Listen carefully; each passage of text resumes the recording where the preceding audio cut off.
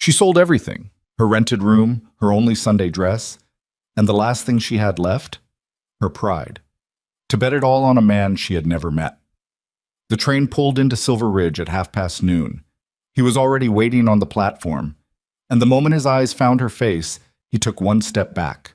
That single step said everything his mouth hadn't yet found the courage to say. "I'm sorry, Miss Harper. I made a mistake writing that letter." She didn't cry. She didn't beg. She simply stood there on that platform with a single battered trunk at her feet, watching the only plan she had walk away without looking back. And she made a decision that would change everything. Hit like, drop your city in the comments, and let's find out how far this story travels. Now, let's begin. The morning Evelyn Harper boarded the westbound train in Columbus, Ohio, she told herself it wasn't desperation. It was strategy. That was the word she used when she folded the advertisement into her coat pocket 3 weeks earlier. Strategy. Not loneliness. Not the quiet shame of turning 30 in a boarding house where the landlady knocked on the wall every time Evelyn stayed up past 9 o'clock reading by candlelight.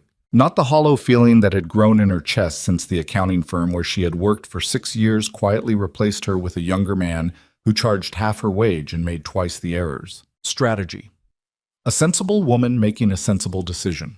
The advertisement had appeared in the back pages of the Ohio Frontier Gazette, sandwiched between a notice for veterinary tonic and a listing for unclaimed parcels of Nebraska land. Sought. A capable woman of steady character, honest disposition, and practical nature. Widower, age 38, ranching operations in Silver Ridge, Colorado Territory. Correspondence invited. Reference to Reverend Horace Mills, Silver Ridge Post Office. She had written back the same evening, 3 letters over 6 weeks. His replies were short, clipped, almost businesslike, but they were consistent. He signed each one the same way. Respectfully yours, J. Aldous Merritt. She never questioned why a man who owned land and livestock couldn't find a wife through ordinary means. She told herself that was simply how things worked on the frontier. Men were busy. Land didn't run itself. There wasn't time for courtship dances and parlor introductions when cattle needed feeding and fences needed mending. That, she told herself, was strategy talking. The truth she buried under ledger columns and practical reasoning, was simpler and harder to say out loud. She was tired of being invisible. The train ride took 4 days. Evelyn spent most of it sitting upright beside a window that wouldn't seal properly, a cold ribbon of mountain air curling against her neck through the entire second night. She didn't complain. She read the same 3 pages of her accounting manual until she could recite them from memory, watched the flat Ohio farmland give way to the wide Kansas plains, and then, slowly, magnificently, to the rise of the Rockies in the distance, jagged and white-capped and enormous in a way that made everything she'd left behind feel very small. She had packed carefully. 1 trunk, 2 wool dresses, 1 navy, 1 dark gray. A 3rd dress in pale green she allowed herself as a small vanity, something that didn't look like a bookkeeper. Her ledger books, a tin of dried lavender she'd kept from her mother's garden before the house was sold after her parents passed. A copy of Practical Domestic Management, which she had read 4 times and found ruthlessly sensible. She had $43 saved. She told herself that was enough to start over if things went wrong. She did not let herself imagine what things going wrong actually looked like. Silver Ridge materialized out of a brown October dust haze, a scatter of buildings along a single main road, framed by low scrub and red rock ridges to the west. The depot was nothing more than a timber platform and a painted sign, the lettering already beginning to peel from the dry mountain air. Evelyn stepped off the train and smoothed the front of her navy dress. She had pinned her hair the night before, and despite the 4-day journey and the sleepless rocking of the train car, she was neat, composed. She had practiced composure like other women practiced piano. There were perhaps a dozen people on the platform. Travelers, a pair of cowboys loading crates, a woman in a flour sack apron talking to the station master, and one man standing apart from all of them, holding his hat in front of him with both hands. He was older than she had expected, not 38, but perhaps closer to 50, his face weathered and sun-damaged, a thick gray beard that hadn't been trimmed recently. He wore his Sunday clothes badly, as though he'd put them on as an afterthought and immediately regretted it. His eyes found her across the platform the moment she stepped off the train steps. She saw recognition cross his face, and then something else, something that moved too quickly for her to name. She walked toward him with her chin level and her hand extended. "Mr. Merritt? I'm Evelyn Harper. It's a pleasure to finally—" He took one step back. Not two. Just one. But it was the most complete sentence she had ever seen a human body speak without words. "Miss Harper." His voice was low and rough and deeply uncomfortable. "I owe you an apology before anything else is said." She kept her hand extended for 2 full seconds before she let it fall. "I see," she said. "I should have written again. I meant to. There was a woman here in town, a widow, Mrs. Calloway. We came to an understanding, her and I, just last month, and I—" He stopped, pressed his hat against his sternum. "I'm sorry. I handled this poorly. I should have written." "Yes," Evelyn said, "you should have." She looked at him for a moment longer, not with anger, or at least not only with anger, with the particular clarity of a woman who has just watched the floor give way beneath her feet and has decided in that half second of free fall not to scream. "Is there a hotel in this town, Mr. Merritt?" He blinked, apparently surprised she hadn't wept or raged. "The Ridgeline Inn, end of the main road. It's decent enough." "Thank you," she said. "I hope you and Mrs. Calloway are very happy together." She picked up her trunk herself. The porter moved to help her, and she shook her head once. She carried it down the platform steps and onto the dusty main street of Silver Ridge without looking back. Only when she had turned the corner and the depot was no longer visible did she stop. She set the trunk down in the shadow of a feed store awning, pressed her back against the rough timber wall, and closed her eyes for exactly 60 seconds. She counted. Then she opened her eyes, straightened her coat, picked up her trunk, and kept walking. The Ridgeline Inn charged 75 cents a night. Evelyn did the arithmetic immediately. $43. 57 nights if she spent nothing else. Less than 2 months to figure out what came next. The woman behind the desk was perhaps 60, built like a fence post, with steel gray hair and the particular expression of someone who had watched a great many people arrive in Silver Ridge with plans and leave without them. "You came in on the afternoon train," the woman said. It wasn't a question. "Yes, ma'am." "Alone?" "Yes." The woman studied her for a moment with the frank, unhurried appraisal of someone with nothing to hide and nothing to prove. $1.50 in advance, no guests after 8, water's hot in the morning until 7, cold after that." "Thank you," Evelyn said. "I'd also like to know, is there a place in town where a woman might find work? Bookkeeping, accounts, correspondence management. I have 6 years of professional experience." Something shifted in the older woman's face. Not warmth exactly, but a slight recalibration of interest. "There's the mercantile, the land office. The bank might take a look at you. Old Hargrove's been drowning in his own paperwork for months." She paused. "You one of Merritt's girls?" Evelyn met her eyes. "I was. I'm not anymore." The woman nodded slowly, as if this confirmed something she had already suspected. "Name's Doris Webb. I run this place." "Evelyn Harper." "Well, Miss Harper, your room's at the top of the stairs, second door on the left. You look like you haven't slept properly in 4 days." "3, Evelyn said. Then, 4. You're right." For the first time since stepping off the train, something pulled at the corner of her mouth that wasn't quite a smile, but was the shape of one. She didn't sleep that night. She lay in the narrow inn bed and stared at the ceiling and made the only calculation that mattered. She could not go back to Columbus. The boarding house room was rented to someone else already. She'd been replaced inside a week, which struck her now as almost funny. The accounting firm was done with her. Her parents were gone. She had a cousin in Pennsylvania she'd met twice, and a friend from school who'd married a doctor and moved to Boston and sent letters that grew shorter every year. Forward, then. Only forward. She pulled out her ledger book, the small one she used for personal accounts, and opened it to a clean page.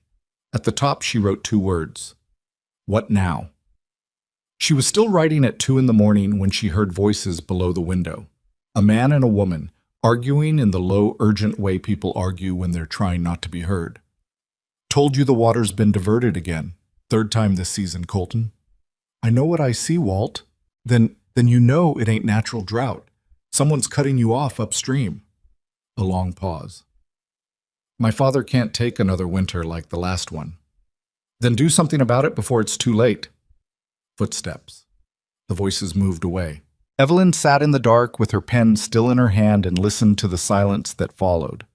She had a bookkeeper's instinct for irregularities, for the particular sound of numbers that didn't add up, and something about those two voices, the weight in them, the specific gravity of a problem that had gone on too long, caught in her mind like a splinter catches in cloth.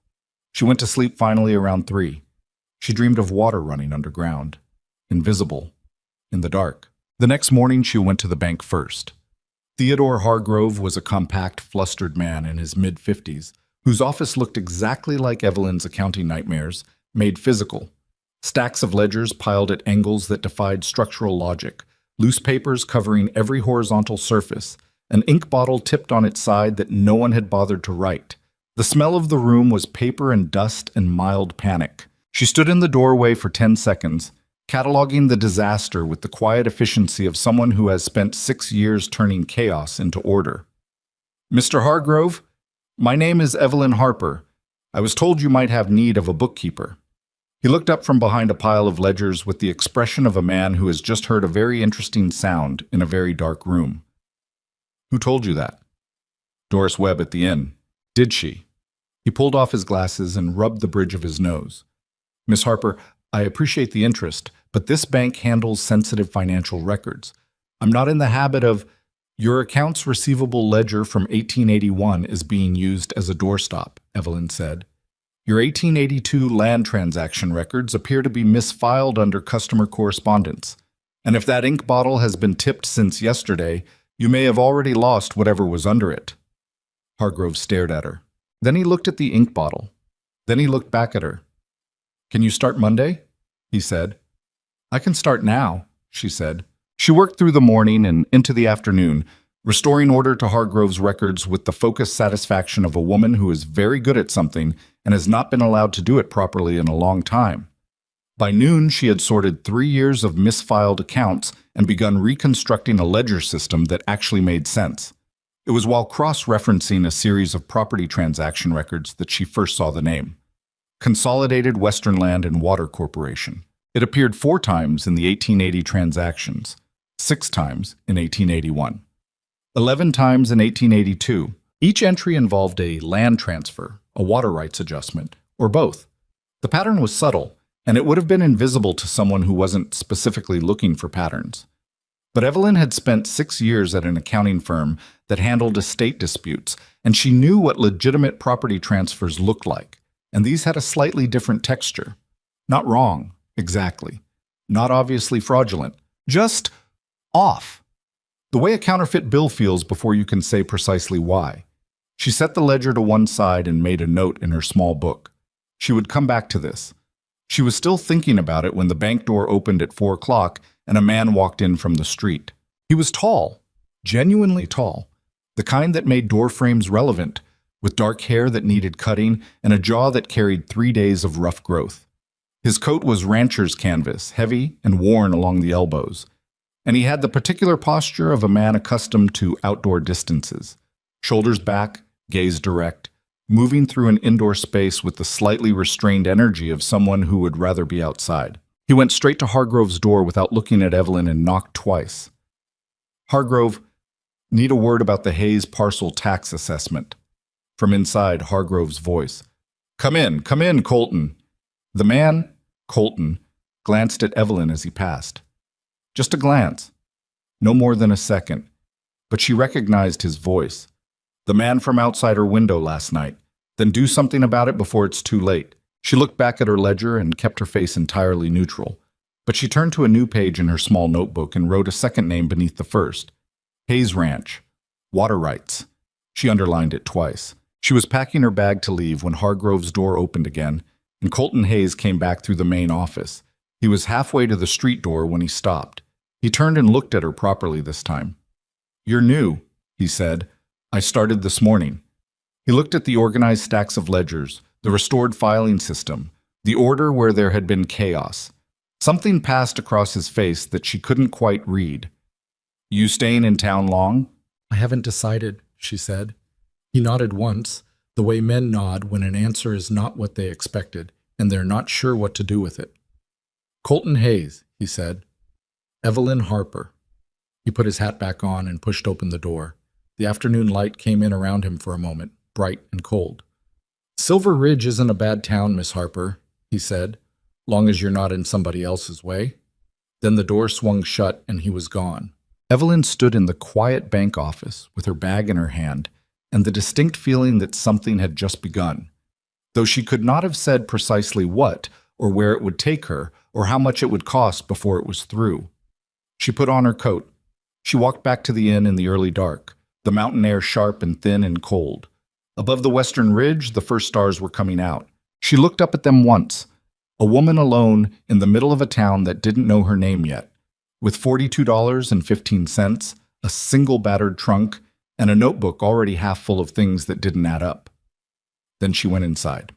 She had work to do. The offer came on a Thursday, 6 days after Evelyn Harper arrived in Silver Ridge with $43 and a plan that had already fallen apart. She had settled into a careful routine by then, up before 7 to catch the hot water, breakfast at the inn's small dining room where Doris Webb served biscuits that were better than they had any right to be, then down the main road to the bank where Hargrove had begun leaving her increasingly complicated problems on her desk with the quiet desperation of a drowning man handing someone his watch for safekeeping. She was good at the work. She was always good at the work. And the work kept her from thinking too carefully about the fact that her money was draining at 75 cents a night, and the prospects for anything permanent in Silver Ridge were narrower than they had first appeared. The land office wasn't hiring. The mercantile owner, a thin, suspicious man named Pratt, had taken one look at her and said he didn't think his wife would appreciate a woman working the accounts. The school needed a teacher, but the school board met only once a month and the next meeting was 3 weeks out. Hargrove paid her by the day, fairly, without complaint, but he'd been clear that it was temporary work, not a position. So she worked, and she saved, and she kept her notebook. The notebook had grown considerably in 6 days. She had gone back through every property transaction record in the bank's files that involved Consolidated Western Land and Water Corporation, and what she found sat in her chest like a stone she couldn't put down. The pattern was consistent across 4 years of records, small adjustments to property boundaries, redrawn easement lines, water rights transferred in transactions that appeared legal on the surface, but carried dates that didn't quite match the supporting correspondence. Nothing that would catch an untrained eye. Everything that would catch hers. She hadn't said anything to Hargrove yet. She wasn't sure what she was looking at precisely, and she had learned, in 6 years of working for men who didn't always appreciate being told they'd missed something, that you did not bring a half-assembled argument to someone with authority. You brought a finished one. She was building it, carefully, page by page. It was Doris Webb who brought her Colton Hayes. Not literally. Doris was far too practical a woman to involve herself directly in other people's arrangements. But it was Doris who mentioned, over Thursday morning biscuits, that the Hayes Ranch had been without a housekeeper since July, that old Franklin Hayes was failing in ways that had nothing to do with medicine, and that Colton Hayes was quietly becoming a man who was losing everything all at once and didn't know how to ask for help. He won't advertise, Doris said, refilling Evelyn's coffee without being asked. Too proud. His father's the same way. 2 stubborn men in a house that's falling apart, and neither one of them will say the word help out loud. Evelyn looked at her coffee. Why are you telling me this? Doris sat down across from her, something she had never done before, and folded her hands on the table with the deliberate calm of a woman who has thought this through. Because you need a place that isn't costing you 75 cents a night, Doris said, and because that ranch needs someone who isn't going to be frightened off by a hard-faced man and a hard winter. She paused. And because I've watched you work for 6 days, and I think you're the least frightened woman I've met in a long time, even when you're scared half to death. Evelyn was quiet for a moment. Outside, the main street of Silver Ridge was waking up. A wagon rolling past, a dog barking somewhere distant, the sound of the smithy starting early. I'm not a housekeeper, she said. I know what you are, Doris said, but sometimes a person needs to be useful before they can be recognized. Evelyn thought about her notebook, about the name Consolidated Western Land and Water Corporation written 11 times in Hargrove's 1882 ledger. about a man's voice outside her window saying someone's cutting you off upstream in the dark. Does the Hayes Ranch have land records? She asked. Doris looked at her for a long moment. I expect it does. All right, Evelyn said. She picked up her coffee. Tell me how to find it. The Hayes Ranch was 7 miles north of Silver Ridge on a road that was generous in calling itself a road. 2 wheel ruts through scrub and red rock that climbed gradually into higher country where the air thinned and the sky went a deeper, more serious shade of blue. Evelyn hired a ride from the livery stable, a taciturn old man named Pete, who drove his wagon with the focused economy of someone who had made this trip many times and saw no reason to discuss it. The ranch appeared around a long curve in the road, a main house in weathered timber, a barn that had been repaired so many times it was essentially a philosophy rather than a structure, 2 outbuildings, a bunkhouse with a collapsed corner, and a network of fences that were losing their argument with gravity. Beyond all of it, a wide creek valley dropped away to the west, and even in October's dry light, Evelyn could see that the land down there was good. Deep soil, natural shelter from the northern wind, the ghost of what had once been a productive water channel running through the property's lowest edge. The water channel was nearly dry. She filed that away and said nothing. Colton Hayes came out of the barn before Pete's wagon had fully stopped, and his expression when he recognized Evelyn was not welcoming. Miss Harper. He didn't move toward the wagon. What brings you out here? I heard you might need help at the ranch, she said. She climbed down from the wagon without waiting for assistance, which seemed to catch him slightly off guard. I'm looking for a position, room and board, fair wages if the ranch can manage it, and I'll work for what I'm worth. He stared at her. I don't need a housekeeper. Doris Webb says your father hasn't left his room in 6 weeks, and your kitchen hasn't been properly managed since July. That's not a housekeeping problem, Mr. Hayes. That's a household in trouble. She met his eyes without looking away. I've managed household accounts and domestic operations as well as financial records. I'm not afraid of hard work or difficult circumstances, and I have nowhere else to be at the moment, which means I won't leave the first time something goes wrong. Something moved across his face that was difficult to read. Not anger, not dismissal, but something more complicated. The look of a man being offered exactly what he needs by exactly the wrong person in exactly the wrong way. I can't pay much, he said finally. Room and board to start, she said. We can discuss wages when the ranch is running better. He looked at her for a long moment. Then he looked at the house. Then he looked back at her with the expression of a man who has run out of better options and knows it. The kitchen's through the main door, he said. I'll get your trunk.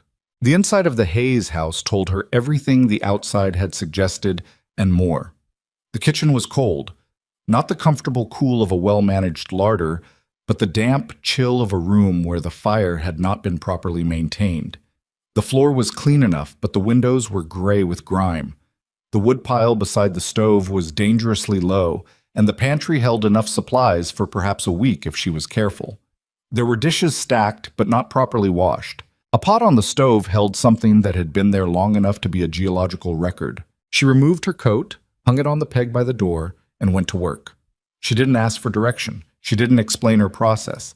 She simply started with what was most urgent: building the fire properly, clearing the stove, assessing what the pantry actually held versus what it appeared to hold, and moved from there with the focused efficiency of someone for whom disorder was a problem to be solved rather than a state to be endured. She was elbow deep in the pantry reorganization when she heard the shuffle of slow footsteps from the hallway. She turned to find an old man in the kitchen doorway, leaning heavily on a carved wooden cane, his white hair uncombed and his eyes carrying the particular flatness of someone who has been sick long enough to forget what feeling well was like. He looked at her the way people look at things they don't quite believe they're seeing. "Who are you?" he said. His voice was rough from disuse, but still carried the remnant of something that had once been commanding. "Evelyn Harper," she said. She kept her voice even, not overly bright, not falsely cheerful. She had learned that falsely cheerful was what people did when they pitied you, and she suspected Franklin Hayes had had enough of that. "I'm helping around the house for a while. I was about to make broth. Would you like some?" He blinked at her. "Colton hire you?" "Something like that." He was quiet for a moment. He looked at the fire burning properly in the stove for the first time in what she suspected was a long while. He looked at the organized pantry taking shape. He looked at her, standing in his kitchen with her sleeves rolled up, not asking anything of him, not requiring anything of him. "Humph," he said, but he sat down at the kitchen table. And he stayed there while she worked, saying nothing, his cane between his knees and his old hands folded over the handle. And that, she understood, was as much of a welcome as Franklin Hayes was going to offer, and probably more than he gave most people. The first week was an education in endurance. The work was physical in ways that her body, trained for desk work, had to negotiate carefully. Hauling water, splitting kindling, managing a kitchen that had been neglected for months, washing linens that had not been washed since summer. These were not skills she had been born with, but she had read Practical Domestic Management 4 times, and more importantly, she was stubborn in a way that had always been more useful than talent. Colton watched her with a wariness that was not unfriendly, but not warm either. The measured observation of a man who has been let down often enough to postpone judgment.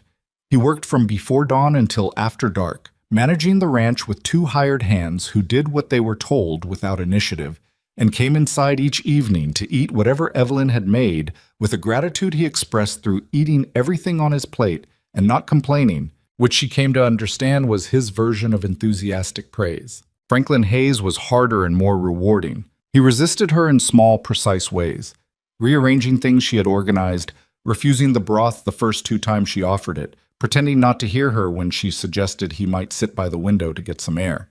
But she didn't push, and she didn't perform patience the way people perform things they resent. She simply continued. She brought the broth a 3rd time and set it on the table without comment and went back to her work. He drank it when he thought she wasn't looking. By the 5th day, he was asking her what she was making for supper. By the 8th, he had moved himself to the chair by the kitchen window without being asked. By the 10th, she came downstairs in the early morning to find him sitting at the table with a cup of coffee already made, his hair combed, and a complicated expression on his face that took her a moment to identify. It was dignity. The look of a man who remembered that he had it. She said good morning and poured her own coffee and sat across from him, and they drank in companionable silence while the light came up over the eastern ridge and turned the kitchen window gold. "You're not what I expected," he said finally. "What did you expect?" He thought about it. Someone who'd give up after 3 days. "Most things worth doing take longer than 3 days," she said. He looked at his coffee cup. Something around the edges of his expression shifted, not softened exactly, but became more itself. "My wife used to say something like that." Evelyn didn't fill the silence with sympathy. She let it sit, clean and undisturbed. "She sounds like she was sensible," Evelyn said. "She was the most sensible woman I ever knew," he said. "Colton gets it from her." He paused. "The stubbornness, too." After that, Franklin Hayes began to talk. It was the ranch records that changed everything between her and Colton. She had been at the Hayes Ranch for 3 weeks when she found the old filing cabinet in the back room that served as a combination storage space, harness room, and the architectural equivalent of everything that had nowhere else to go. She was reorganizing it. She was always reorganizing something, which Colton had come to accept as simply what Evelyn Harper did, the way weather was simply what weather did. When she found the cabinet wedged behind a broken saddle rack. It was locked. She found the key hanging on a nail above the door, so unremarkably placed that it was practically invisible. Inside were the ranch's land records going back to 1871, the original deed, survey maps, water rights documentation, correspondence with the Territorial Land Office, tax records, everything. She spread it across the workbench and began reading. An hour later, she went to find Colton. He was in the north pasture checking a section of fence line, and she walked out to him across the dry grass without stopping to put on her better coat, which was how he knew before she spoke that something was wrong. "What happened?" he said. "Nothing happened. I found something." She held out the survey map, the original from 1871, and beside it a copy she'd found in the 1879 correspondence files that appeared to be a legal re-registration. "Look at the eastern boundary marker on both of these." He took them. He was not a man who read maps the way she did, but he knew his own land.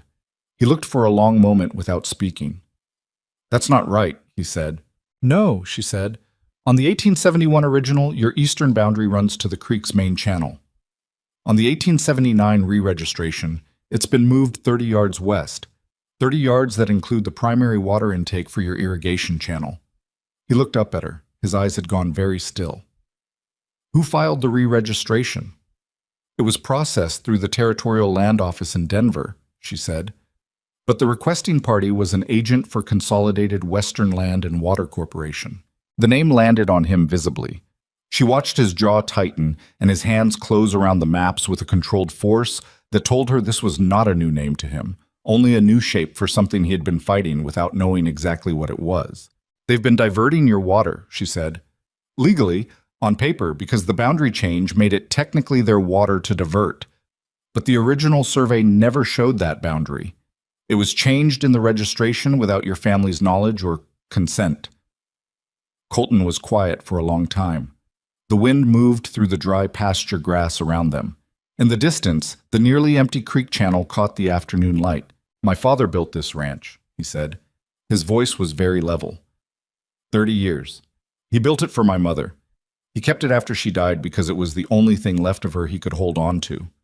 He stopped. And someone sat in an office somewhere and changed a number on a map. Yes, Evelyn said.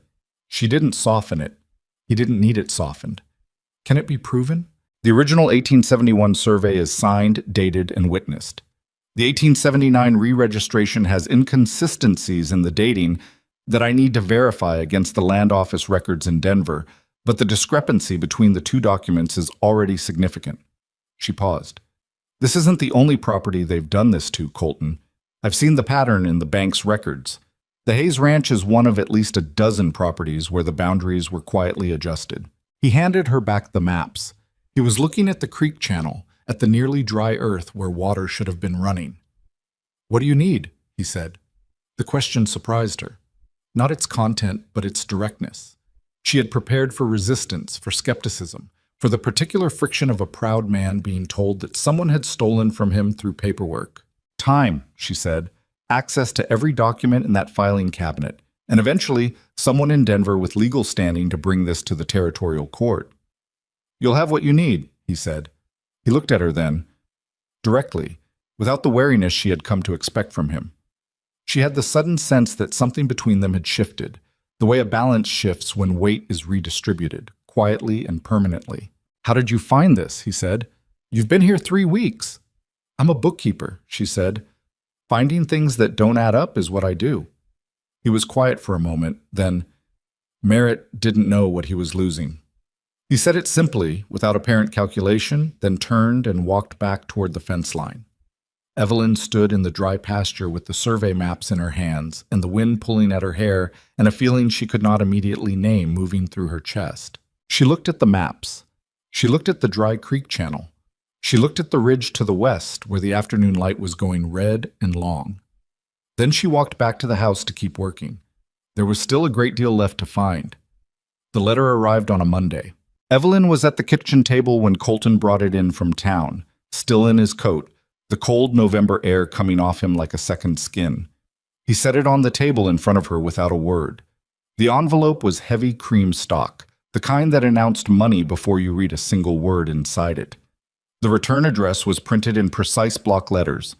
Consolidated Western Land and Water Corporation, Regional Office, Denver, Colorado Territory. She looked at the envelope for a moment. Then she picked it up and opened it cleanly. The letter inside was 4 paragraphs of very polished language that said, in essence, one simple thing: sell. The corporation was prepared to offer the Hayes Ranch a settlement of $4,000 for a voluntary transfer of the disputed water rights and an adjacent parcel of land along the eastern boundary, the very boundary Evelyn had found altered in the 1879 re-registration. The offer was described as generous, time-sensitive, and non-negotiable. The final paragraph noted, with the particular smoothness of people who have practiced delivering threats in the grammar of courtesy, that failure to respond within 30 days would result in the corporation pursuing its legal claim to the water rights through the territorial court, a process that would be, the letter suggested, both prolonged and costly for all parties involved. Colton read it over her shoulder. She could feel the tension in him without looking, the particular stillness of a large man containing something that wants very much not to be contained. $4,000, he said. For land and water rights worth 10 times that. Minimum, she said. Probably more once the railroad expansion comes through the Southern Valley. They know that. They're buying it cheap before the land appreciates. And if we refuse? She set the letter down flat on the table. They drag us into territorial court with their lawyers and their altered documents and their 30 years of practice doing exactly this to people who don't have the resources to fight back. She paused. That's what they're counting on, that we'll look at the cost of a legal fight and take the $4,000 instead. Colton pulled out the chair across from her and sat down. In the 6 weeks since Evelyn had come to the ranch, she had watched him gradually shed the wary formality he'd worn like armor. Not completely, not all at once, but in the way things thaw in early spring, so slowly you couldn't point to the moment it happened. He sat across from her now the way he sat across from his father, at supper, present, unguarded, thinking out loud. We don't have money for lawyers, he said. We have something better than money, she said. We have the original 1871 survey, signed and witnessed. We have the 1879 re-registration with dating inconsistencies I can document. And we have the pattern, 12 properties, possibly more, all touched by the same corporation, all with the same type of boundary adjustment. That's paper. Paper built that corporation's entire legal claim, she said. Paper can dismantle it. He was quiet for a long moment, his hands flat on the table, looking at the letter with the expression of a man trying to see around a corner he couldn't quite reach. My father can't go through a court fight, he said. The stress alone, your father, Evelyn said carefully, is stronger than you're giving him credit for, and he will not survive selling this ranch. Not the way you think surviving means. She met Colton's eyes. This land is the last thing your mother touched.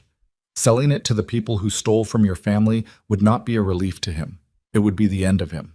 The silence that followed was the kind that meant she had said the true thing, the thing he already knew, but had been trying not to look at directly. All right, he said at last. What do we do? We write back, she said. We decline the offer, and then we build the case that makes the territorial court pay attention. She picked up the pen. The response she drafted was 4 sentences.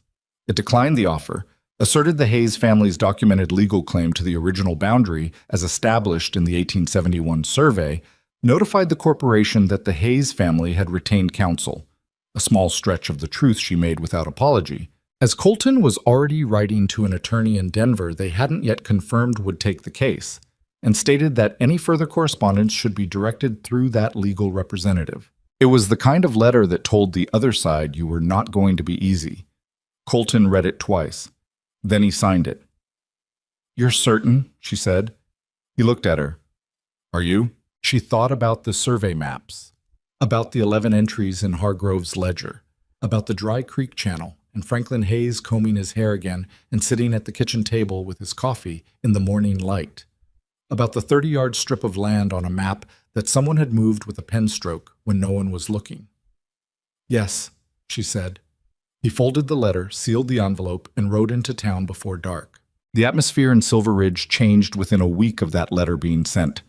Evelyn noticed it first in the small ways, the way Pratt at the Mercantile took a half step back when she came in for supplies, the way the land office clerk suddenly couldn't meet her eyes.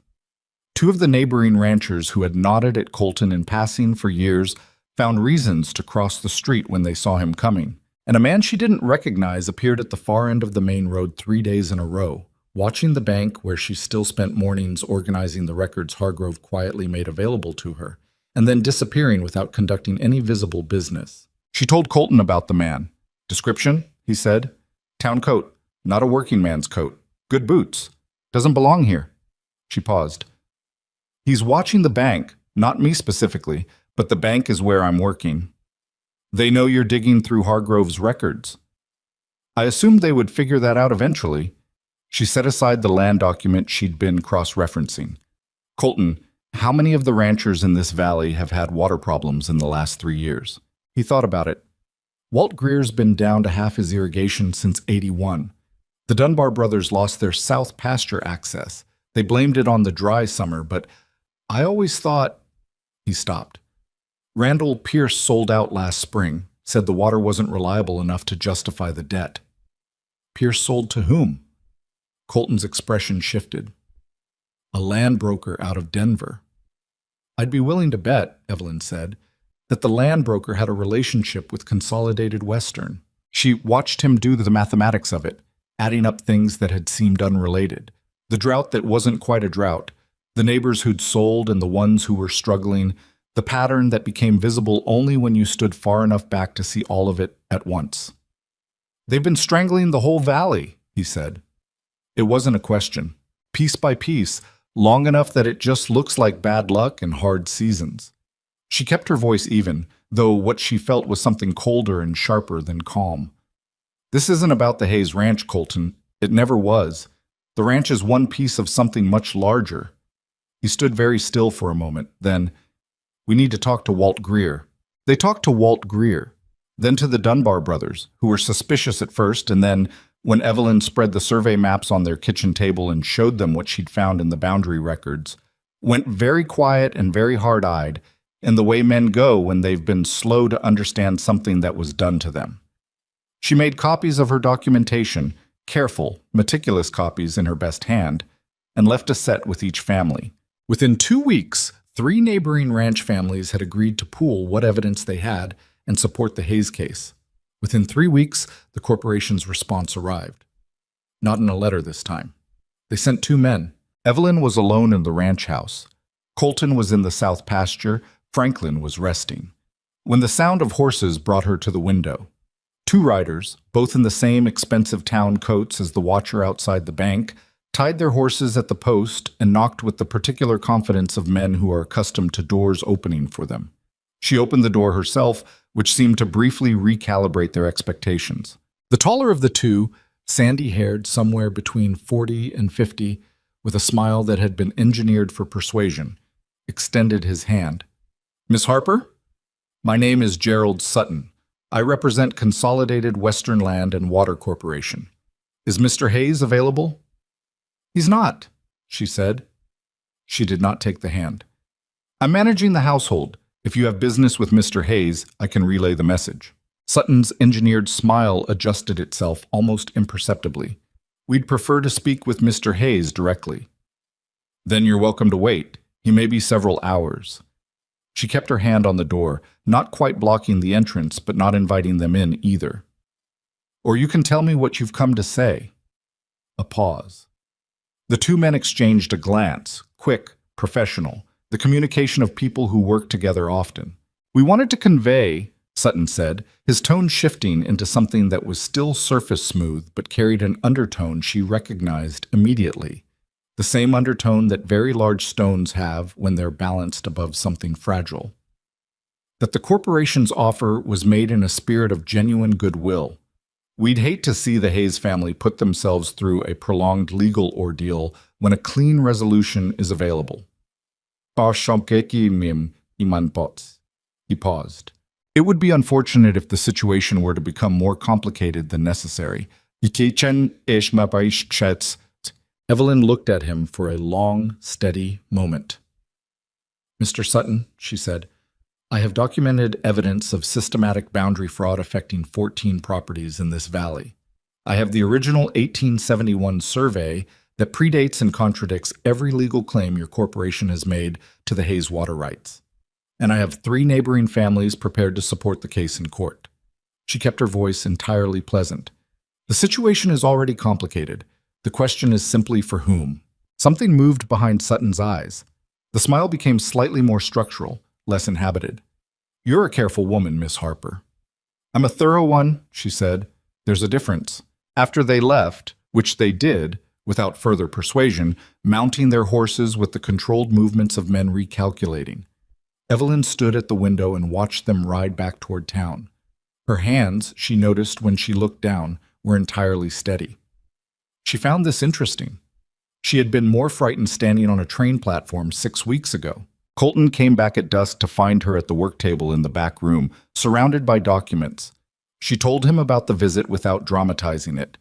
He listened without interrupting, which she had come to understand was how he listened to things that mattered. When she finished, he was quiet for a moment. "They came to scare you." "They came to assess how scared I was," she said. "There's a difference." He looked at her. The lamplight in the back room was warm and low, throwing long shadows across the survey maps and correspondence files spread across the table. "And? I'm not scared enough to stop," she said. which I think they now understand.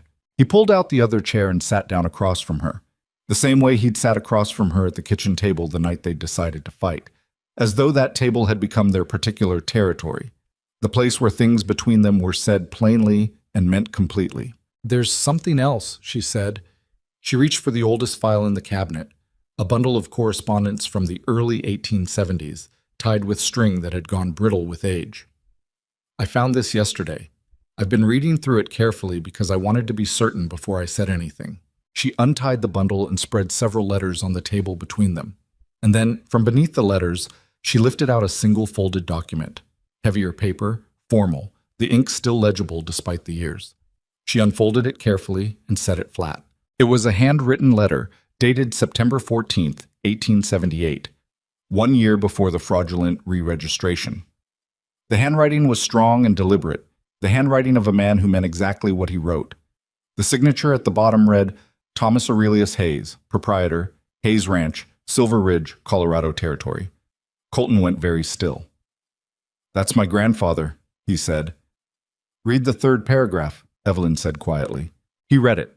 She watched his face as he did. The letter was addressed to the Territorial Land Office in Denver. It was a formal objection, clear, detailed, legally precise in the way that people who deal in land and property learn to be precise, to a proposed boundary re-registration submitted on behalf of a land brokerage that Evelyn had already documented as a predecessor entity to Consolidated Western Land and Water Corporation.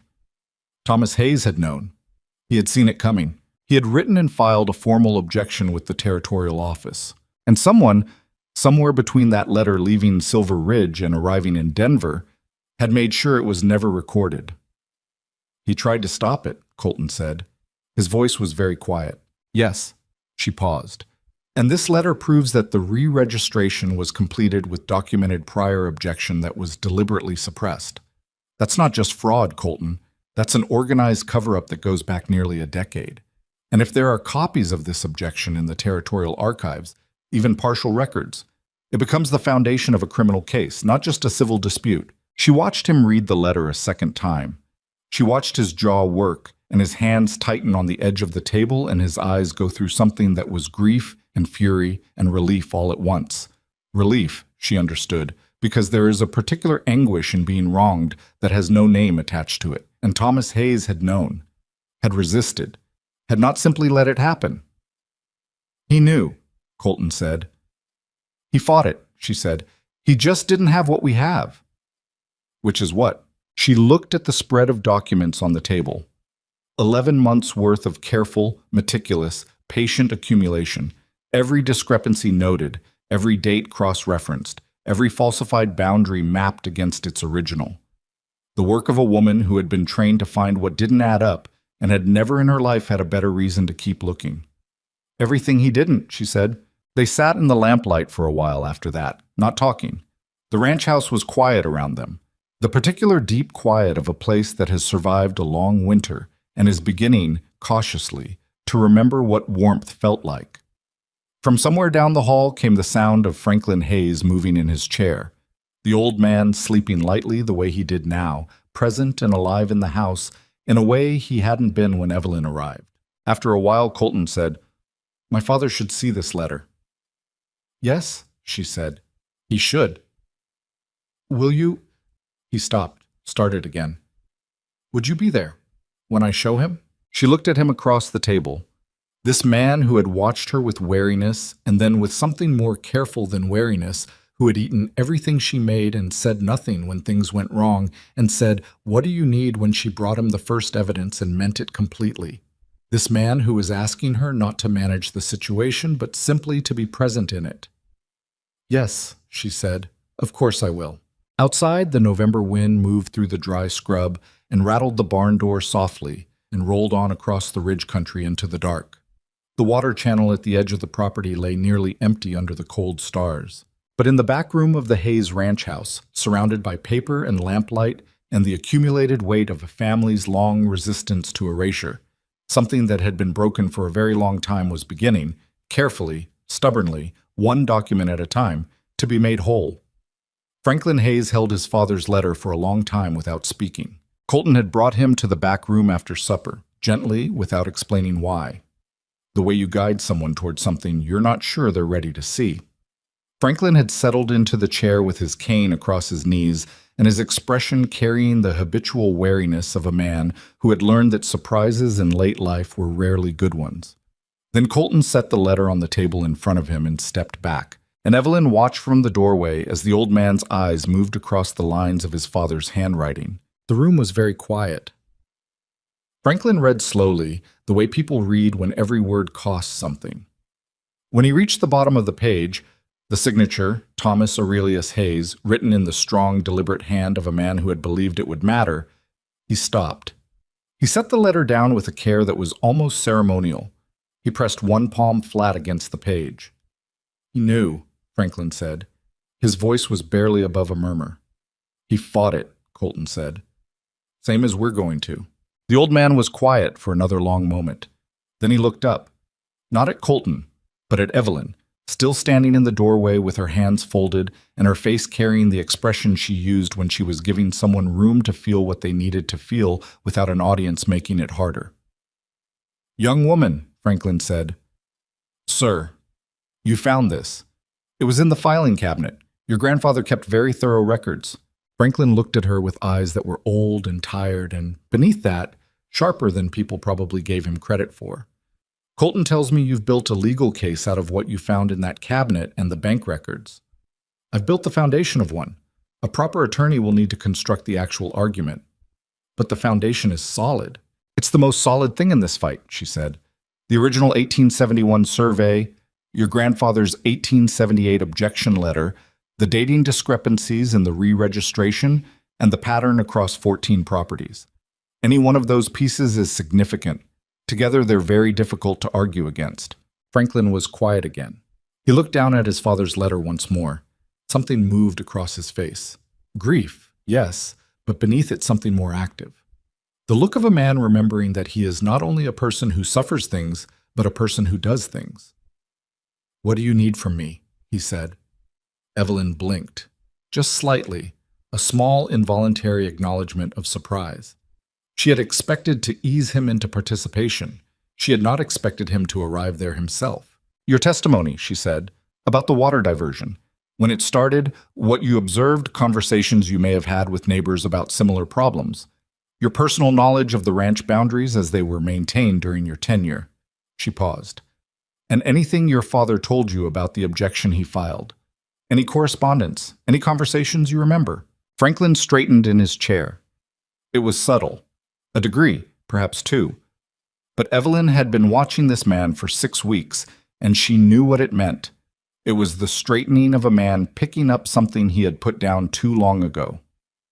My father told me about that letter, Franklin said. Told me he'd filed the objection and never heard back. He assumed it had been lost in transit. He died assuming that. His jaw tightened. He died thinking he'd failed to protect his own land. He didn't fail, Evelyn said. The letter exists. He filed it. What failed was the system that was supposed to receive it, and that failure was deliberate, which is exactly what we're going to prove. Franklin looked at her for a long moment. Then he did something she had not seen him do in the entire 6 weeks she had been at the ranch. He smiled. It was small and worn at the edges, the smile of a man who hasn't used it in a while and finds it still fits.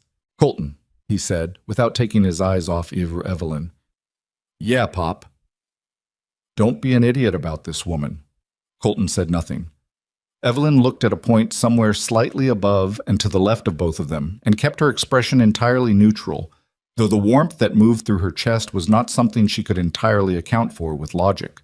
The attorney's name was Daniel Marsh, and he arrived from Denver on the second Friday of December in a coat that was too light for a Colorado winter, and a mind that was, Evelyn recognized within the first 10 minutes of conversation, exactly what they needed. He was perhaps 45, lean and deliberate in his movements, with the particular quality of attention that good legal minds share with good bookkeepers, the capacity to hold many pieces of information simultaneously and feel, instinctively, where they don't fit together. He sat at the kitchen table with Evelyn's complete documentation spread before him and read through it with a silence so thorough that the only sounds in the room were the fire and the occasional turn of a page. After an hour, he looked up. "Where did you train?" he said to Evelyn. "I didn't. I spent 6 years in professional accounting." He looked back at the documents. "This is prosecutorial quality work, Miss Harper. The chain of documentation, the cross-referencing, the timeline. This is not something most trained attorneys produce on the first attempt." He tapped the 1878 objection letter. "And this? Where was this?" "In a filing cabinet in the back room, behind a broken saddle rack." Marsh was quiet for a moment. Consolidated Western's legal team is going to argue that this letter is a forgery. "I expected that," Evelyn said, "which is why I also documented the paper stock. It's consistent with other correspondence from the same period in the same file, and the ink aging is uniform. Additionally, the Territorial Land Office in Denver should have a submission record from 1878, even if the objection itself was suppressed. The submission log would have been maintained separately." Marsh looked at her with the expression of a man revising an assumption mid-thought. "You've already considered the forgery defense." "I've considered every defense I could think of," she said. "I've been preparing for this fight for 2 months. I'd rather have answers I don't need than questions I can't answer." Colton, sitting to her left, said nothing, but she was aware of him in the way she had become increasingly, inconveniently aware of him over the past weeks. A peripheral warmth, a steadiness, the specific gravity of someone who is paying close attention to you. Marsh set down his pen. "All right, I'll take the case. I'll need 2 weeks to file the initial claim with the Territorial Court and subpoena the land office records from Denver." He looked at Colton. "Consolidated Western will respond aggressively. They have more money than patience, and they're going to use both. You should expect intimidation tactics, pressure on your neighbors who've agreed to support the case, possible interference with your business operations, perhaps an attempt to discredit Miss Harper specifically." "Discredit her how?" Colton said. His voice was very level. "She came to Silver Ridge as a mail-order bride who was rejected on the platform," Marsh said, with the clinical honesty of a man who understands that uncomfortable facts are better spoken plainly than stumbled over later. "They will use that. They'll frame her as a woman with a personal grievance, an outsider with no standing, someone who inserted herself into the Hayes family situation for her own purposes." The room was quiet. Evelyn kept her face still. She had thought about this too, had lain awake thinking about it on more than one night, and she had arrived at the same place each time. It didn't change what the document said. It couldn't. The 1871 survey was signed and witnessed regardless of who found it. "Let them," she said. "The documents don't care about my reputation." Marsh looked at her. "No, but the court might. Frontier territorial courts are not always—" "I know what they are," she said. "I also know that a signed land survey from 1871 and a formal objection letter from 1878 are facts, not opinions. No amount of commentary about my personal circumstances changes what those papers say." She paused. "If they want to talk about me instead of the evidence, that's a strategy that tells the court they can't argue the evidence, which helps us." Marsh was quiet for a moment. Then he said to no one in particular, "She's right." "She usually is," Colton said. He said it simply, without apparent awareness of how completely he meant it, and went back to looking at the documents. Evelyn said nothing, but something in her chest turned over quietly, like a page. The first week of December brought snow to the high country, and with it a change in the texture of the fight. Gerald Sutton's men came back, not to the ranch this time, but to the neighboring properties.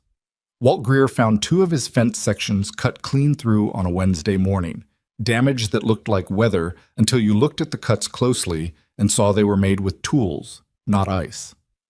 The Dunbar brothers received a letter from a Denver bank informing them that a loan they had carried for 4 years was being called in ahead of schedule. A letter that had no legal basis but required 3 days of frantic correspondence with Marsh to resolve. And a story appeared in the Silver Ridge Courier, a newspaper Evelyn had not previously known to be particularly interested in ranch disputes, describing the Hayes family lawsuit as the work of a newcomer woman with uncertain motives and no roots in the community. A phrase so precisely calibrated to undermine without stating anything provably false that she could almost admire the craftsmanship of it. She read the story at the kitchen table on a Thursday morning. Then she folded the newspaper, set it aside, and went back to the affidavit she was drafting for Franklin's testimony. Colton watched her do this from across the table. "You're not going to say anything?" he said. About what? He gestured at the folded newspaper. Ah, she kept writing. It says I have uncertain motives and no roots in the community. The first is an opinion. The second is a fact. She dipped her pen. Neither one changes the 1871 survey. It bothers you, he said. Not accusing. Observing the way he observed things, carefully and without flinching. She set the pen down. She looked at the folded newspaper for a moment and then at her hands, ink-stained at the fingers the way they always were when she'd been working for hours. And she thought about what it cost to tell the truth to someone who was watching you with that quality of attention. Yes, she said. It bothers me. I came to this town in a way that was already humiliating, and now that story is being used as a weapon, and the people reading it have never seen me do anything except be the woman who got off a train and got left on a platform. She paused. It bothers me that the first thing anyone here knew about me was that a man didn't want me. That's not the first thing I knew about you, Colton said. She looked at him. The first thing I knew about you, he said, was that you walked into Hargrove's disaster of an office and told him his accounts receivable ledger was being used as a doorstop, and he gave you a job on the spot. The corner of his mouth moved, not quite a smile, but the architecture of one. I thought, whoever that woman is, she's not someone who's going to be easy to discourage. Evelyn was quiet for a moment. Outside, the snow was falling in the particular soft, relentless way of high country December, muffling the ranch in white silence. The fire in the kitchen stove was good and warm. I'm not, she said. No, he agreed. You're not. She picked up her pen. He picked up his coffee. They sat in the warm, quiet kitchen and worked, separately and together, the way they had been doing for 2 months without either of them quite finding the words for what that was. The public hearing was set for the 15th of January. In the 3 weeks between Marsh filing the claim and the hearing date, the case expanded in ways that even Evelyn had not fully anticipated. The subpoenaed land office records from Denver arrived with a submission log entry from October 1878, partial, water-damaged, but legible enough to show a document received from Silver Ridge, Colorado Territory, relating to a Hayes property boundary dispute. Not the objection letter itself, which had been removed from the file, but the record of its arrival. Thomas Hayes's letter had reached Denver. It had been received, logged, and then deliberately extracted from the file. That discovery shifted everything. Marsh sent copies to the Territorial Attorney General's office in Denver with a cover letter outlining the evidence of systematic fraud. 2 days later, they received a response. The Attorney General's office was opening a preliminary inquiry into Consolidated Western Land and Water Corporation's land acquisition practices across the Colorado Territory. When Marsh read that letter aloud at the kitchen table, Franklin Hayes made a sound that was not quite a laugh and not quite a sob, but was something fierce and old and long overdue. Tell me again, he said to Evelyn, what my grandfather's letter says. The third paragraph. She had it memorized by then. She recited it without looking at the page. The words of Thomas Hayes, spoken across 45 years of paper and silence. I write to formally object to the proposed re-registration of the eastern boundary of my property as submitted by agents unknown. The boundary as proposed does not reflect the surveyed record of 1871. I have built this land in good faith, and I will not surrender its borders to a pen stroke I did not authorize. I ask that this objection be recorded and preserved. Franklin was quiet for a long moment. He said preserved, the old man said. Yes, Evelyn said. It was preserved, Franklin said. Just not the way he meant. He looked at the fire. He would have appreciated the irony. She smiled. She couldn't help it. The night before the hearing, Colton found her in the back room at the work table long after the house had gone quiet. She was reviewing the documentation one final time, not because anything had changed, but because she needed to hold it all in her mind as a complete thing. Every piece in its place, every argument mapped to its evidence.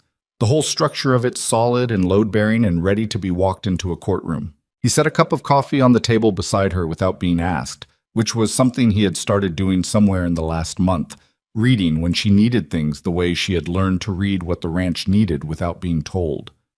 She looked up at him. You should sleep, he said. So should you.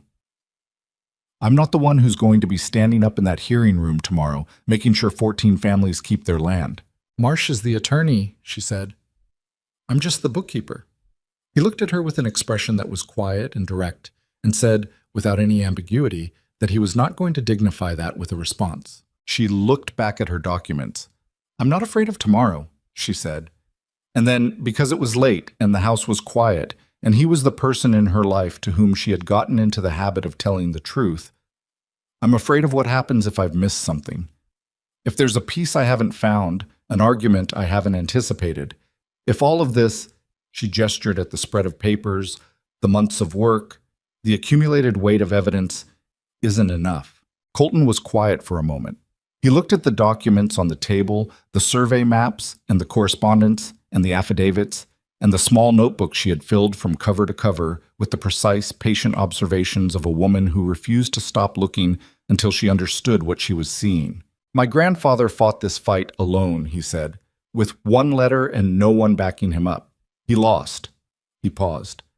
You walked into this town 2 months ago with $43 and a battered trunk, and you built a case that's got the Territorial Attorney General paying attention. He met her eyes. If that's not enough, Evelyn, then nothing would have been. But I think it's enough. She looked at him. In 2 months, she had learned that Colton Hayes chose his words with the same care that he chose everything.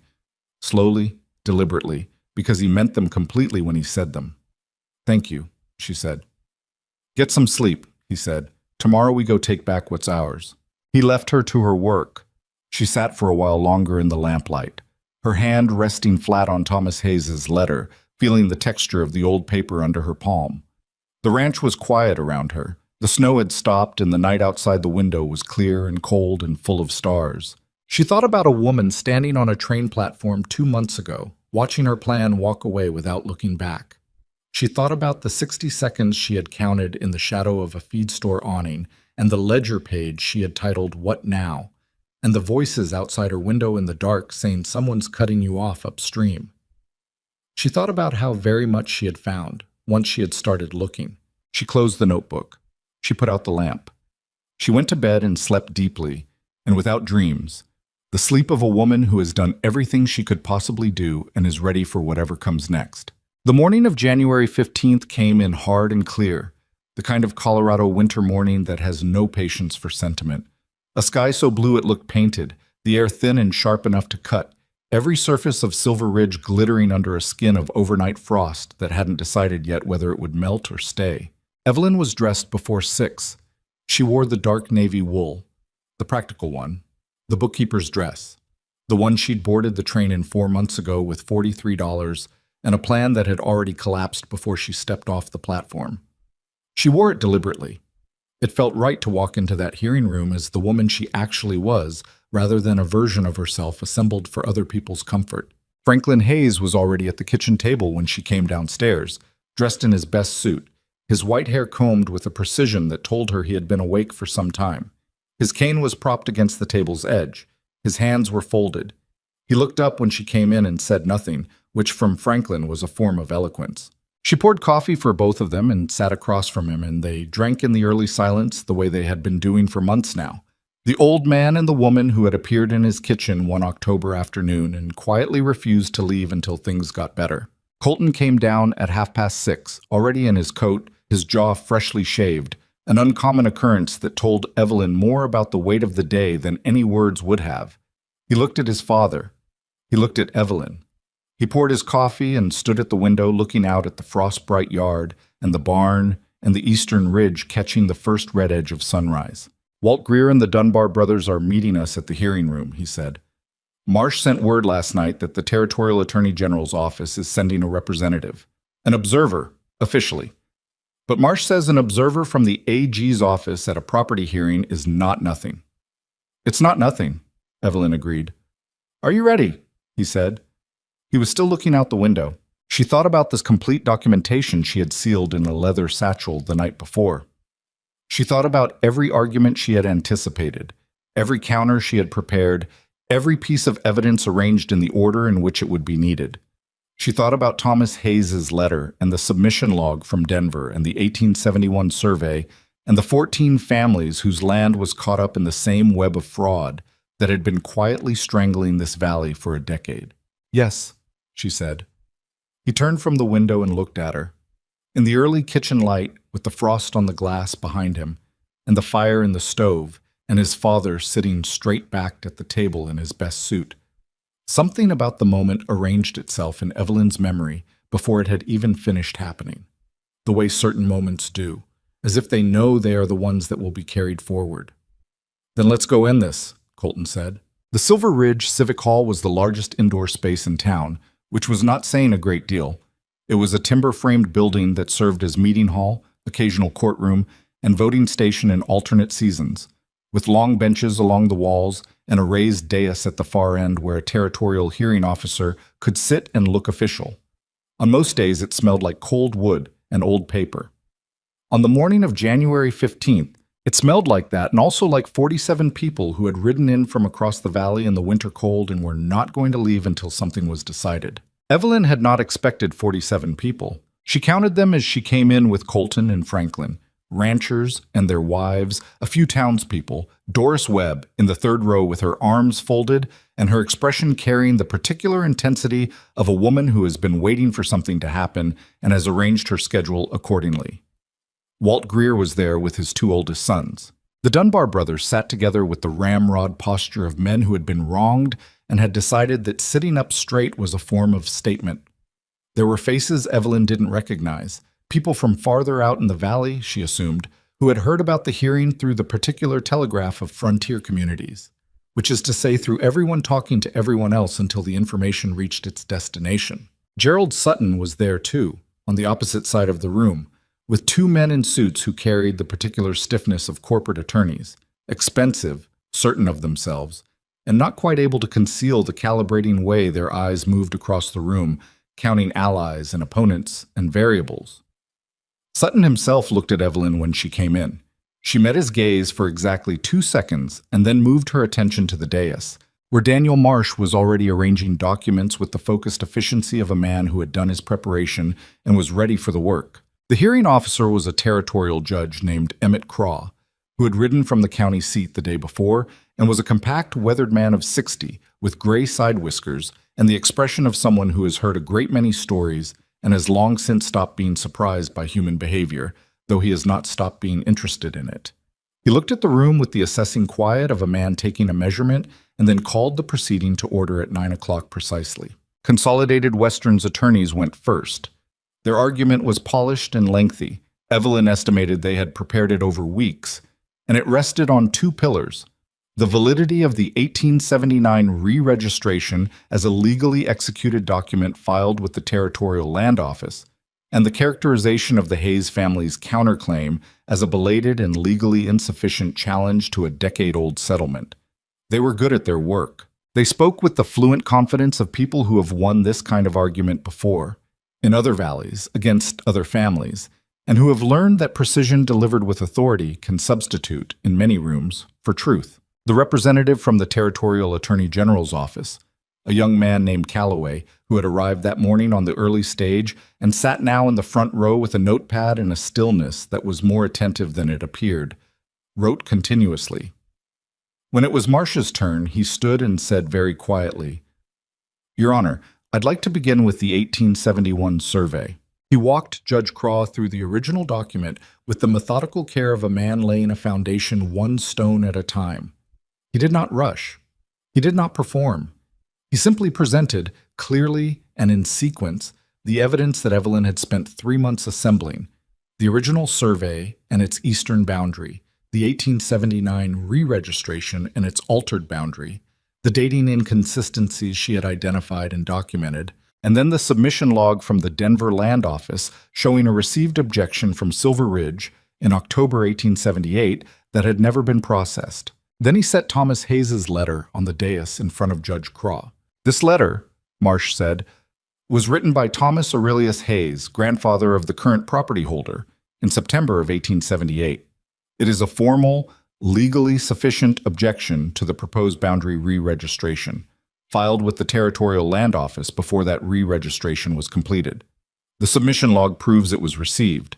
The absence of any record of its consideration in the 1879 re-registration proceeding proves it was ignored, deliberately, we submit, by parties with an interest in the re-registration's success.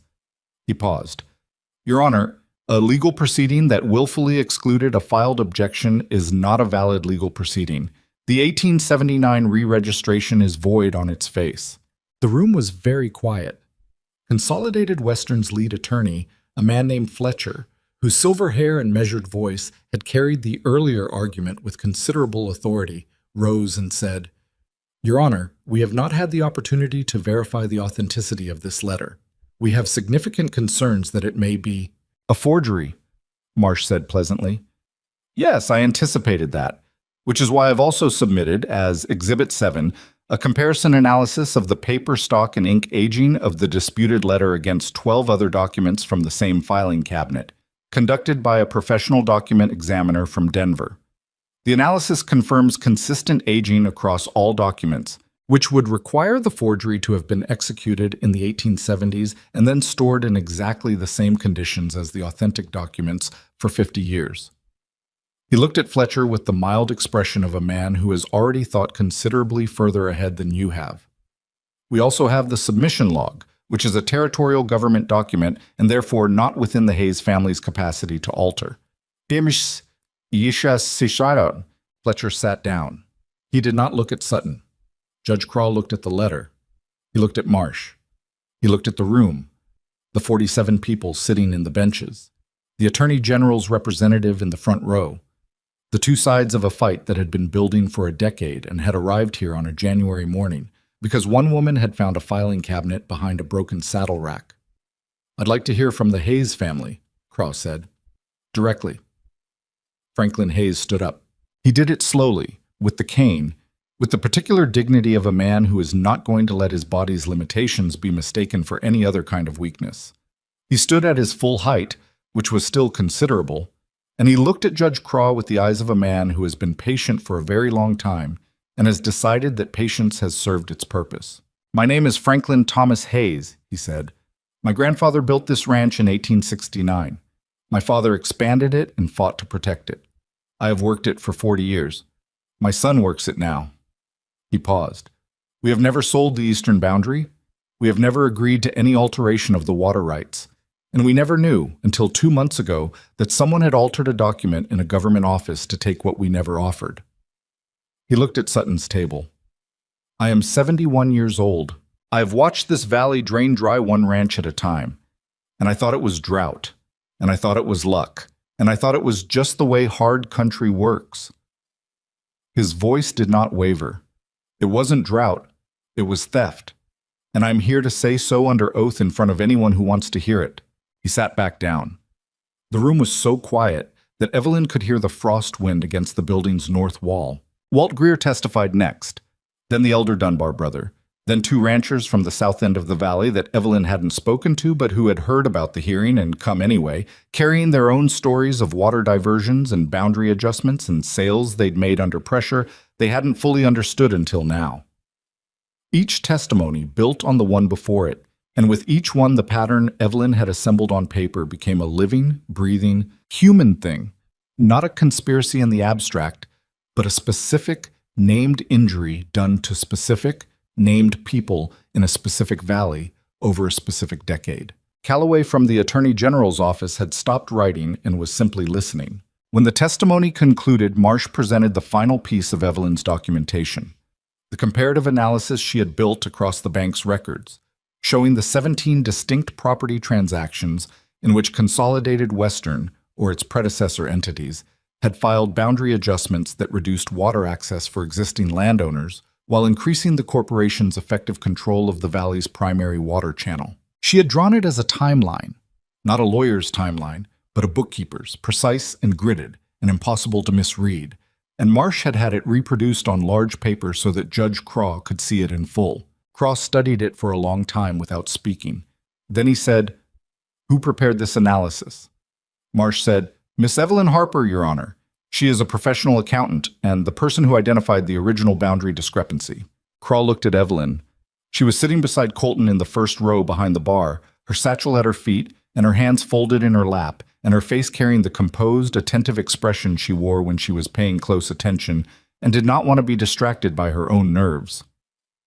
"Miss Harper," Craw said, "did you prepare this documentation independently?" Yes, Your Honor. I began the research in November and completed the primary analysis in December. Mr. Marsh has independently verified the evidentiary chain. And your professional conclusion? The water rights claimed by Consolidated Western Land and Water Corporation in the Colorado Territory are based on boundary adjustments made through fraudulent re-registration of property records between 1876 and 1883. The adjustments follow a consistent pattern across 17 properties, suggesting organized rather than incidental fraud. The Hayes Ranch is one of 17 affected properties that I've been able to document. There may be more. Craw looked at her for a moment longer than was strictly necessary. Then he looked at Fletcher. Does the corporation have a response to this analysis? Craw said. Fletcher conferred in whispers with his colleague for nearly a full minute. Sutton, sitting behind them, had the particular stillness of a man who knows the ground has shifted and is calculating how far. We would request additional time to, Fletcher began. You've had 10 years, Craw said. It was said quietly, without heat, and it landed in the room like a stone dropped into still water. I've heard enough this morning to issue a preliminary injunction suspending all water diversions claimed under the disputed boundary rights, pending a full investigation. He picked up Thomas Hayes's letter and looked at it once more. When a man files a formal objection with this government and that objection is deliberately buried, this government has an obligation to answer for it, however long it takes. He set the letter down.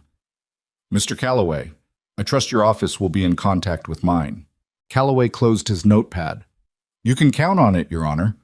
The gavel came down at 11:47 in the morning. The room erupted, not in chaos, but in the particular sound of people who have been holding their breath for a very long time and have just been told they can breathe. Walt Greer made a sound that was half laugh and half something older. The Dunbar brothers shook hands with each other, then with Colton, then, with only a brief hesitation that she appreciated for its honesty, with Evelyn. Doris Webb caught Evelyn's eye across the room and gave her a single nod, the nod of a woman acknowledging that something has been correctly done. Sutton left before the room had fully settled. Evelyn watched him go. The expensive coat, the measured stride of a man who is angry and is not going to show it.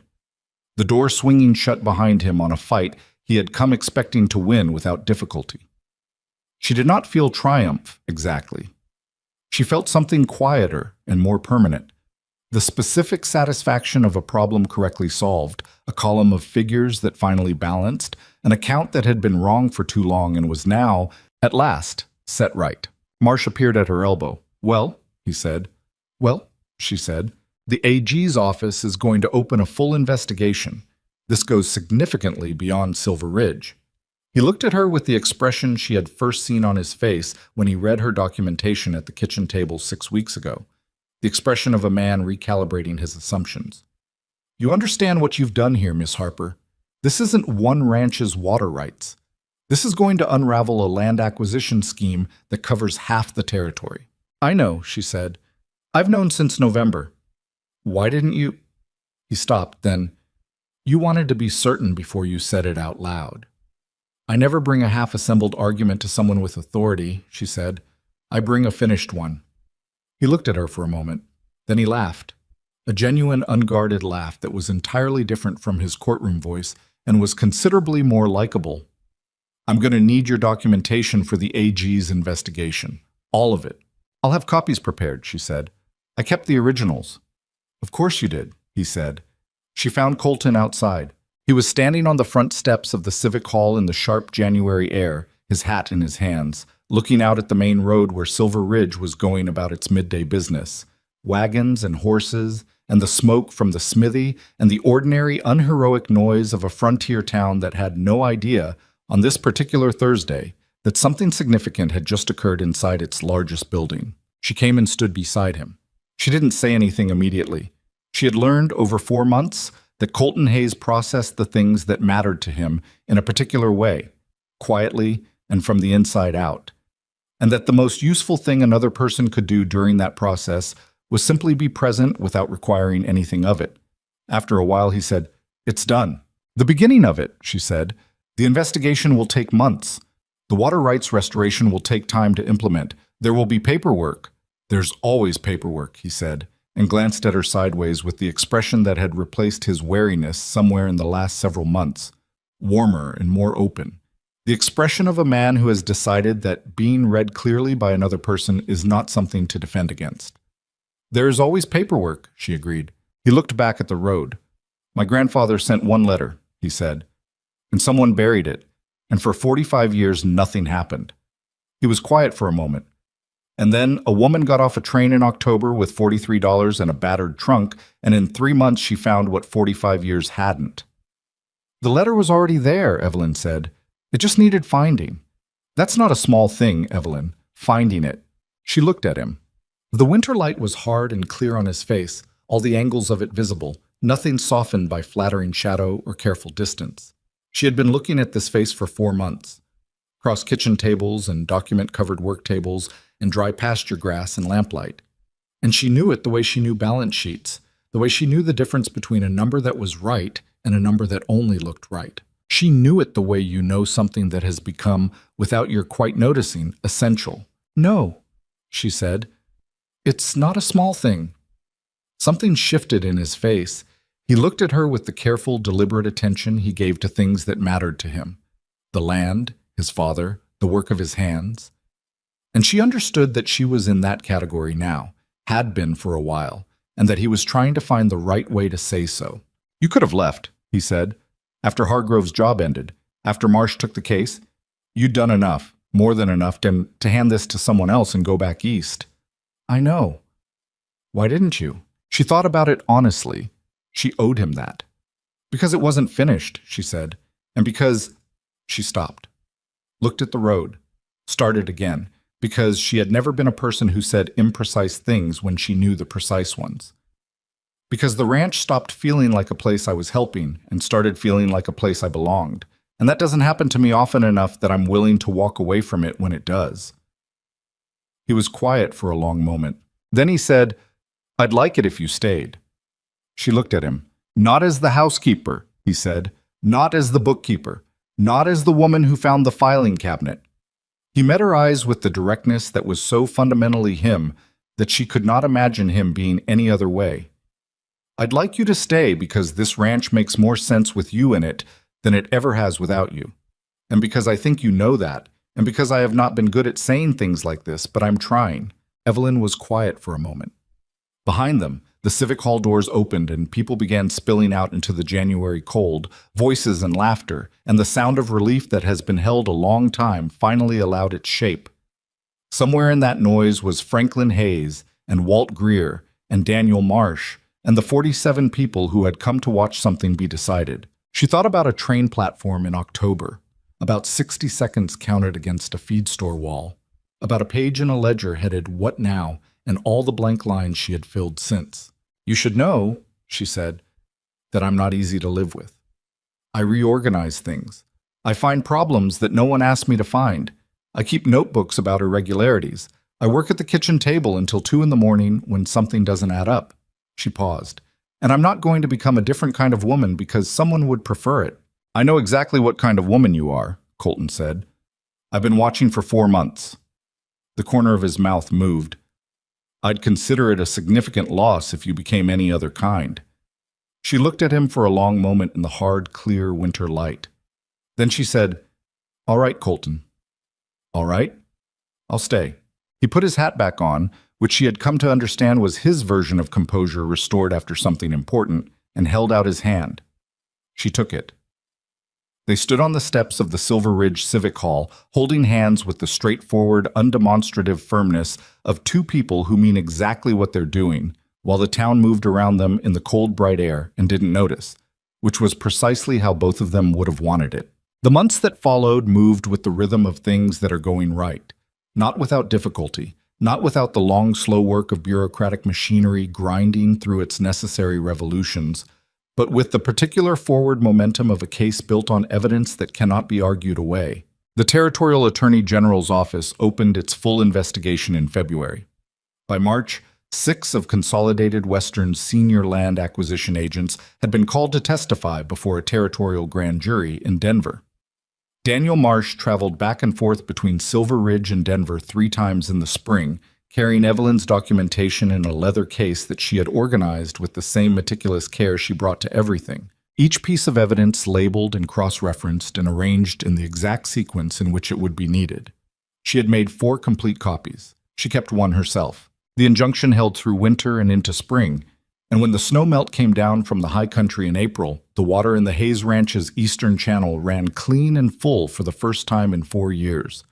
Colton stood at the channel bank on the morning it came back and watched the water move through the land his grandfather had built, and Evelyn stood beside him, and neither of them said anything because there was nothing to say that the water wasn't already saying better. Franklin Hayes walked out to see it on his own. He used his cane on the uneven ground and moved slowly, but he moved without help, which was something that had not been true in October and was entirely true now. He stood at the channel bank and watched the water run for a long time.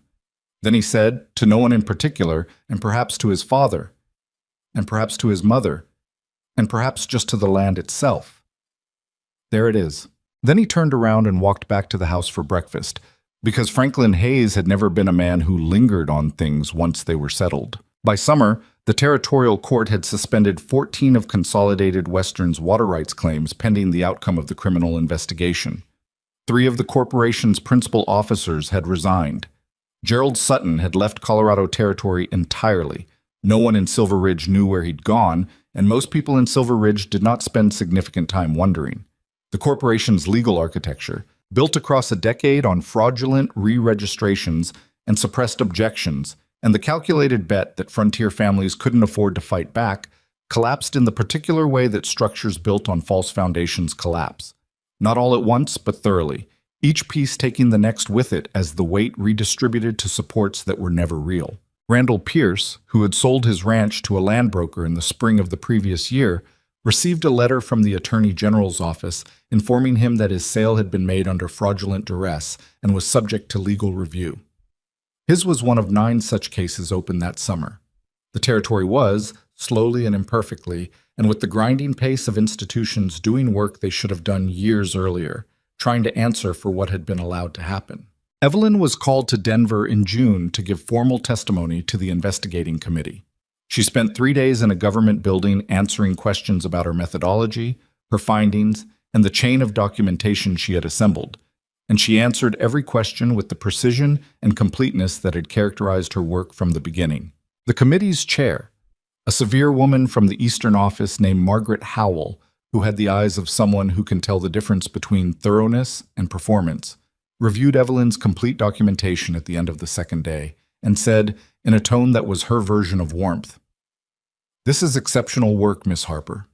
Where did you study law?" "I didn't," Evelyn said. "I studied accounting." Howell looked at her. "Then accounting has been somewhat undersold."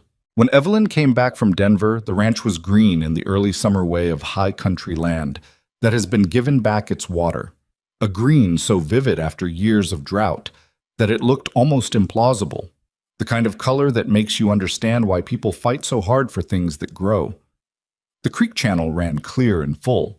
The south pasture, which had been dying since the diversion began, was recovering in the slow, stubborn way that land recovers when the fundamental wrong done to it has been corrected. Franklin met her in the door when she came back, which was not something he did for ordinary occasions. "Committee give you any trouble?" he said. "Less than I expected." "Good." He looked her over with the frank, unsentimental assessment he gave everything. "You look tired." "I am tired." "Then sit down. Colton made supper. It's terrible, but there's a great deal of it." She laughed, a genuine laugh, the kind that came up from somewhere below strategy and composure, and came inside, into the kitchen where Colton was standing over the stove with the expression of a man who has attempted something he was not entirely confident he could execute, and the smell of burned edges and good intentions was filling the room. He turned when he heard her come in. His face did the thing it did now when she came back from somewhere, a particular settling, a recalibration toward ease, as if something had been slightly off balance in her absence and was now corrected. "You're back," he said. "I'm back." "How'd it go?" "We're going to win," she said. "All of it. It's going to take time, but we're going to win." He looked at her for a moment, then he turned back to the stove. "Sit down. Supper's almost ready." Your father says it's terrible.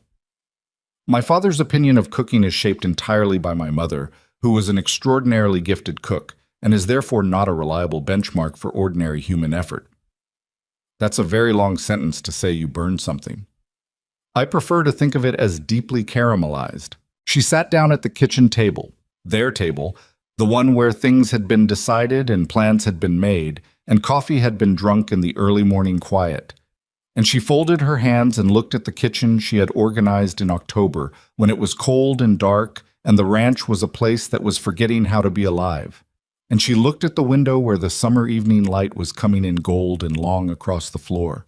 And she listened to the sounds of the ranch around her, the creek, the horses in the pasture, Franklin moving in his chair down the hall, Colton at the stove, and she felt, in the precise and particular way she felt things when they were true, that she was exactly where she was supposed to be. They were married in September in the front room of the Hayes Ranch House with Doris Webb and Daniel Marsh and Walt Greer and the Dunbar brothers and a dozen neighbors as witnesses, and Franklin Hayes standing beside his son with the cane and the best suit and the expression of a man who has lived long enough to see things come right that he was afraid might not. Evelyn wore the pale green dress, the one she had packed as a small vanity, the one that didn't look like a bookkeeper. She had been saving it for something, without knowing precisely what. Now she knew. There were no elaborate vows. They were not people who required elaborate language for serious commitments. Colton took her hand and looked at her and said, "I'd like to build something with you, if you're willing." And she looked back at him and said, "I've already started."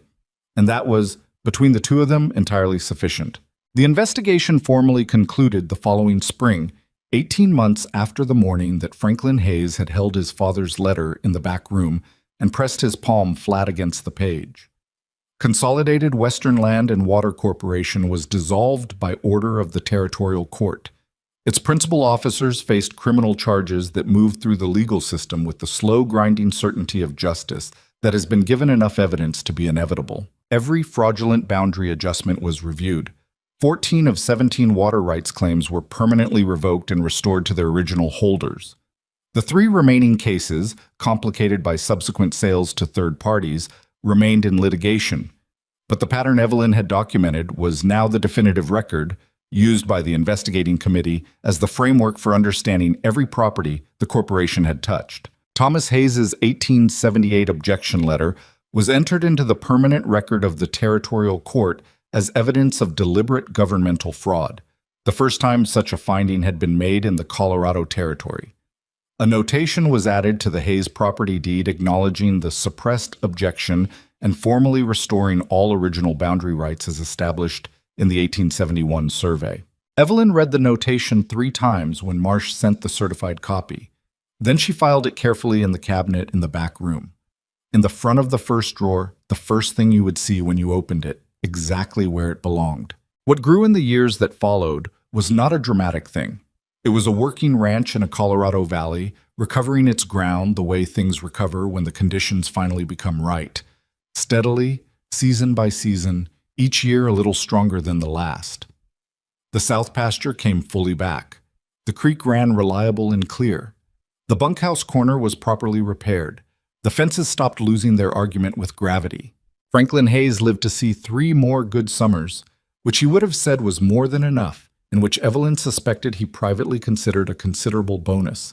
He died in the spring of his 74th year, in his own bed, in his own house, on his own land whose borders had been restored and whose water ran clean, and whose deed said, in the clear language of official record, that no one had ever taken what the Hayes family had never offered. He died knowing his grandfather had not failed. He died knowing his son would not have to fight the same fight alone. Colton buried him on the low ridge above the creek, where the morning light came first and the water was audible from the grave. It was what Franklin had asked for, simply and without ceremony, the previous autumn.